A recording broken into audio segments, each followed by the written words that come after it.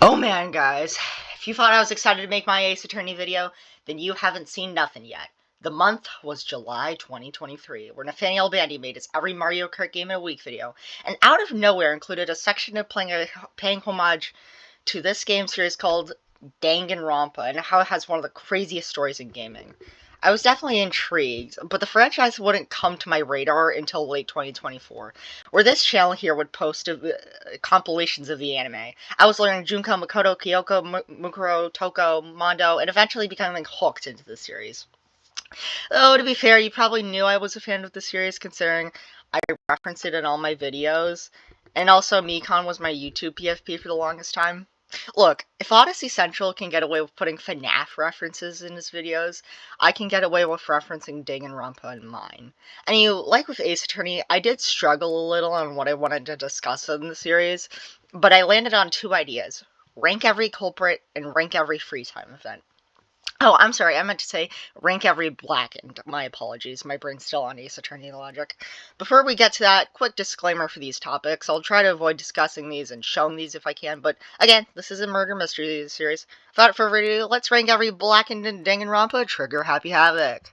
Now, unlike Ace Attorney, who had 3 culprits and 1 accomplice for the series, Danganronpa has 4 blackens, an accomplice for each of those blackens, in the span of 6 cases. Meaning we have 8 characters to discuss. Starting with our first blacken, we have Sayaka Maizono. Oh, I just read the title. I really like Sayaka because as a first blackened culprit, you wouldn't expect her to also be the first victim. Let me repeat that. Our first blackened is our first victim. Her murder plan to switch rooms with Naegi and kill Leon is pretty complicated coming off Ace Attorney for a first case. And the fact that she was using Naegi and hyping him up in order to do this, that's how you write a female villain right there. And yet, deep down, she just wants to see her pop group again, and it's shown that she feels great remorse for doing this. I could really sympathize for her actions. You can tell she did care about Makoto, even stuff unrelated to her crimes. Her relationship with Makoto is cute. I also like her pop star and Shirapro outfits. Yeah, Sayaka's cool. Now, Killer, on the other hand, yeah, sorry, Leon stands.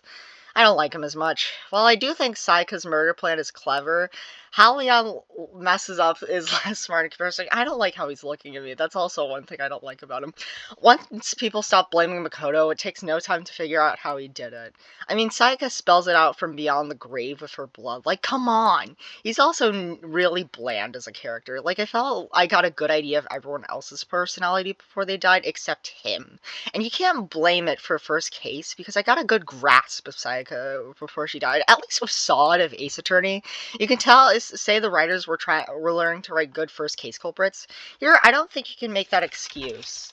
It feels like the writers did not care about Leon at all. If I were to say a nice thing, I like how they use his ultimate talent for the case.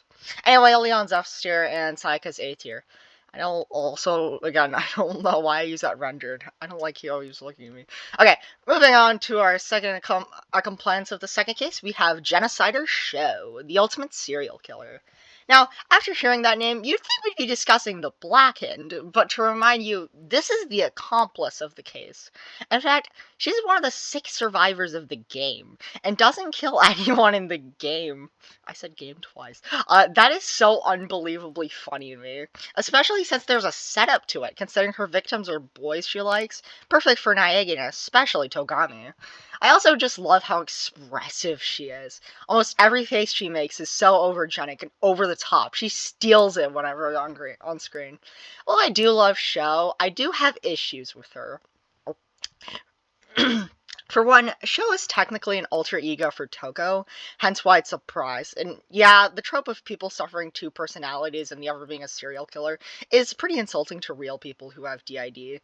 However, to be fair, this isn't a problem to just Danganronpa. I know, like, Two-Face from DC also suffers from it. But what is a problem with just Danganronpa is Toko herself, because, wow, she is annoying as heck. All she does is either A, badmouth the rest of the cast, or B, creepily simple for Togami. I don't know why he sounds like that. While the show's fun, Toko is so insufferable. I will say she's not as bad as she could be, and I still enjoy Sho as a character, but Toko drags her down. Wow, I had no idea I had such complicated thoughts for Toko. We still need to talk about the actual Blacken of case too, Mondo Owada. Fortunately, I like Iwata a lot more than his buddy. For the ultimate biker, you wouldn't expect Mondo to have such a layer of wholesomeness to him. Like, yeah, he's still got the tough biker persona, but other than that, he's a nice guy. When Shiro tells him his secret, even accidentally killing him, he still tries to keep it secret, despite not because of self-serving reasons, but generally because he respects Shiro. His backstory of his brother is also genuinely heartbreaking, too. However, by far, my favorite thing about him is his relationship with Ishimaru. His bromance with him, like with Sayaka and Makoto, is so wholesome and cute. I just awe every time these two are on screen and having an interaction. It was also heartbreaking to see Ishimaru react to Mondo being the murderer. I know some people find the murder plan to be a bit stupid, but I can't excuse it considering Mondo had no intent on killing Chihiro. To wrap it up, I'm putting Mondo in A tier, like with Sayaka, because I feel equal with them, and Show and B for, while being entertaining, is held down by DID rep and all that jazz. Okay, halfway done. Who is their next accomplice? Okay, look, I know Hifumi is generally disliked by the community, and while I don't care for him, I do think the hate for him is really overblown. Some people consider him to be the worst Danganronpa character. And again, while he is free on my list, the worst? Worse than Leon, Toko, and Hagakure?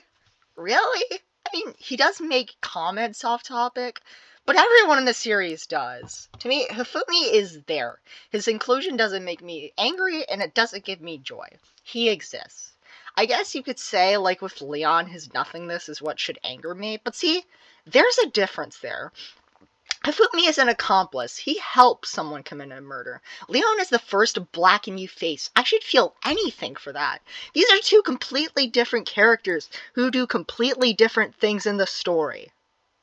I apologize for my outburst and for talking about Hifumi this long. I just have passionate feelings about the series, okay? Anyway, about his killer. I have much more positive thoughts about Celeste. While there are characters I liked previously, now these last three are all girls. Yes, girls, no more guys. I really like. First off, we have Celestia Lindenberg. Where do I start? For one, she has my second favorite character design in this game. Just looking at her tells you she's evil, with those red piercing eyes. She's also got my favorite talent as well, Ultimate Gambler. Let's go! Celeste is probably the Blacken who lives the longest, so the writers had to give her a good impression, and whoo boy did they. Before that, we need to ask, why did the other Blackens kill? Sayaka wanted to see her pop group and perform again. Mondo wanted to protect Shiro's secrets. As you can see, while it is bad to murder, at the end of the day, both Sayaka and Mondo had good intentions. So why does Celeste kill? To become as rich as Jeff Bezos and live in a mansion, of course. That is such a heartless motive, which is why I love it. And her plans are pretty smart too, using Hifumi's crush on her to do Celeste's dirty work for her until killing Hifumi herself. Can we just talk about how heartless that is? Like, wow. Then we get to her trial, and all that cleverness gets thrown in the trash. Yeah, here's where she gets dropped from S tier to B tier for me. To start, she keeps blaming Hagakure for the murder, who is basically Larry Butts for Danganronpa. Even when the group stops blaming him, she still does. Also, her crash out comes to the second Makoto blames her, and while I like her crash out overall, it just makes her more obvious. So, yeah, while I love Celeste, I have to put her in B, and Hifumi a tier below in C.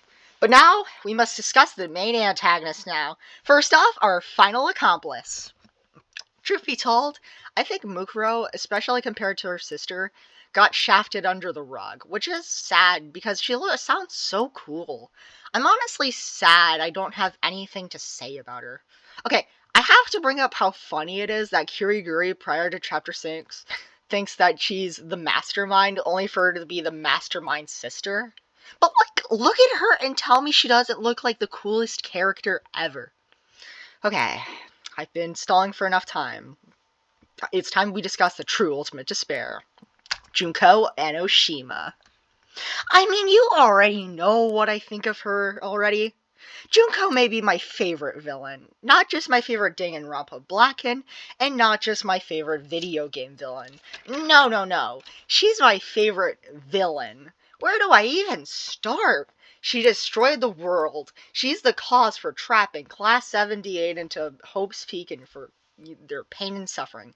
She killed her sister. Why? Because she was bored. Because the hope, the growth, the happiness of everyone around her bored her. Junko Enoshima is the very definition of evil and nihilism. The idea that our happiness is fleeting and pain and suffering is eternal. I can't even think of anything I dislike about her, from an enjoyment standpoint at least. I don't support her actions. I need to make that clear. Her design is as monochrome as her outlook, with her main colors being red, black, and white, which, are normal villain colors. I love how she swaps personalities because she's bored of that too, which is also a pretty crazy concept. I mean, when the group's talking about how she killed her sister, she's always like, "Aw, yeah, I did that woo woo womp womp skill issue for her." I will say, I do think for my one and only criticism, you could spend a little more time with her, but that's nothing against her. And I mean, come on, in the end, she still got the pain and suffering she wanted. It still it shows some little sparks of humanity, like even she killed her sister. However, she still warps it into joy, as feeling something, even pain's better than nothing. I also like how she plays fair and square, too. Junko lets the group live their lives and executes herself, like she said. I mean, when was the last time you saw a villain keep their word? I don't really know what else to say. Junko Enoshima is what I want in a villain. She has a great design. She's a character the whole time, which is something for this franchise. She kickstarted the entire story. You would hate her while being also entertained by her.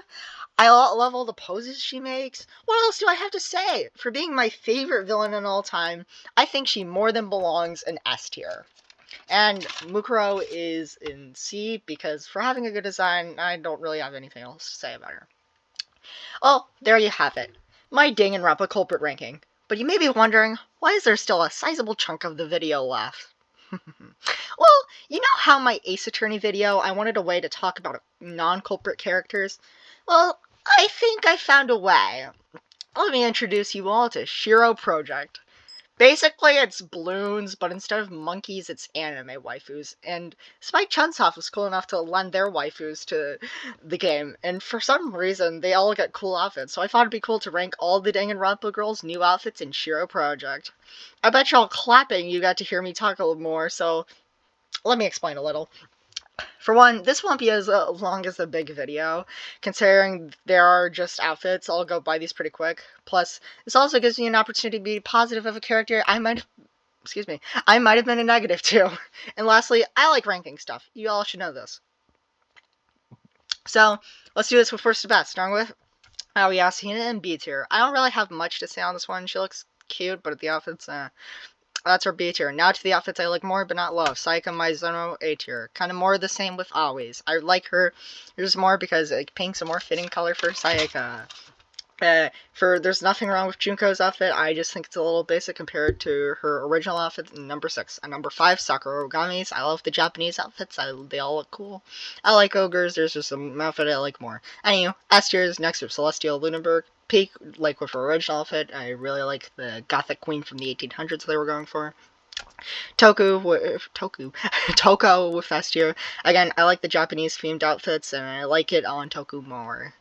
Why do I keep saying that? Kyoko Kirigiri and S tier. Everything Kyoko wears rules. I forgot to mention this, but I also like it when an outfit correlates to an ultimate talent, hence my S's and A's, and Kirigiri's no exception, and one is Mukuro Ikusaba. Proof that Mukuro's more pretty than Junko. She's still an assassin, and she looks and is an assassin. Meh. Alright, everything hurts now. Thank you all so much for watching. If this is the only time I talk about Danganronpa and Ace Attorney, which I'm sure it isn't, I'm glad to have made it count. Now, this made me want to play balloons.